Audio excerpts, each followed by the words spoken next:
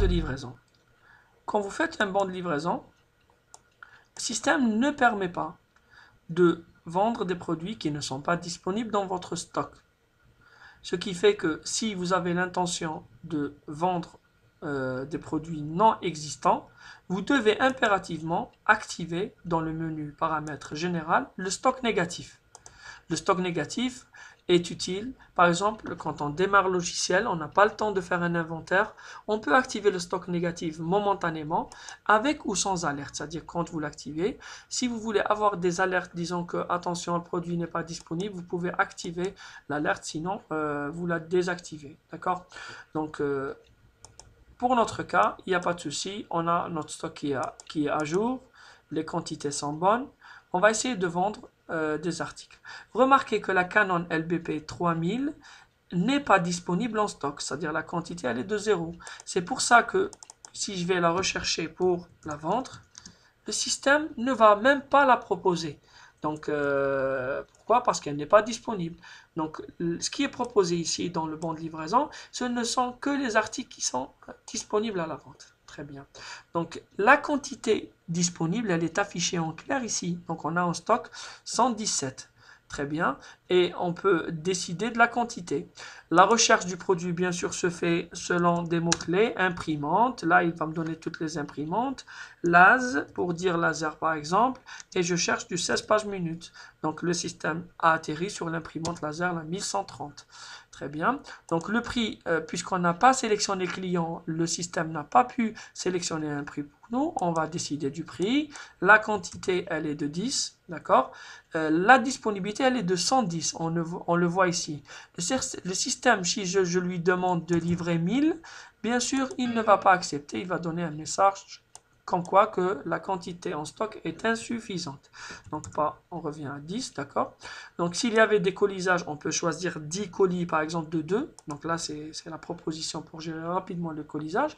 Si j'ai décidé de donner une ristourne de 2% par unité ou bien de 1200 dinars, c'est-à-dire que je vais compter l'imprimante, en vérité, à 10 000 dinars, je ne veux pas toucher au prix, mais je touche à la ristourne pour montrer au client l'effort commercial. Très bien. Donc, je valide par ajouter. Le système va passer à l'article suivant pour donc la saisie. Donc, ça a été détaillé.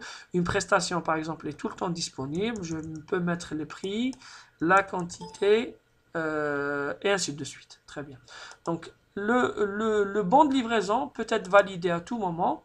Donc, dans notre cas, on a vu que pour l'imprimante, on avait 110 en stock. Je valide le bon de livraison et là, le système automatiquement actualise le stock pour nous dire que pour l'imprimante en question, vous avez en stock 100. Très bien. Donc, les 100, c'est dû au bon de livraison qui vient d'être créé. Bien sûr, si je décide de supprimer ce bon, c'est-à-dire je vais sur mon journal de stock, je prends le bon qui vient d'être créé des 10 imprimantes, je le supprime. Après validation, bien sûr, au niveau du stock, les 10 imprimantes vont être restituées. Et on voit que la quantité est redevenue 110 parce que le document qui mouvementait cette opération a disparu et bien sûr le stock doit être réajusté. Très bien. Donc ça c'est la création d'un BL. La création d'un BL aussi effectue un certain contrôle. Par exemple, je vais créer rapidement un BL à partir de cet article. Supposons que le client que je sélectionne a un certain plafond. D'accord? Donc là, le solde s'est affiché, il est de 586 000 dinars. D'accord? Le client qui est softset, par exemple, au niveau de la tarification, on a fixé un plafond de 600 000 dinars. Très bien. Ça veut dire qu'il a vraiment, qu'il ne peut pas faire un grand achat, sinon il arrive à son plafond. Ça, c'est pour l'exemple. Supposons qu'il a acheté 10 imprimantes, d'accord, avec le tarif qui est le tarif détail. Bon, on n'avait pas chargé de tarif pour ce produit, on peut saisir le prix, d'accord. Donc, cet achat de 175 000 dinars, à la validation, le solde max est atteint.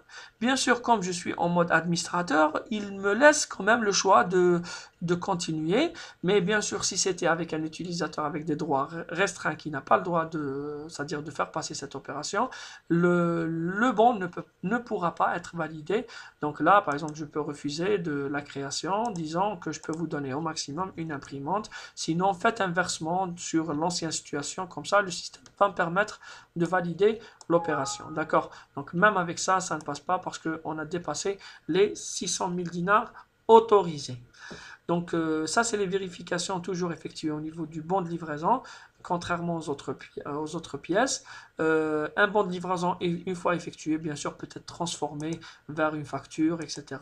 Il suffit de le valider pour qu'il soit donc transformable.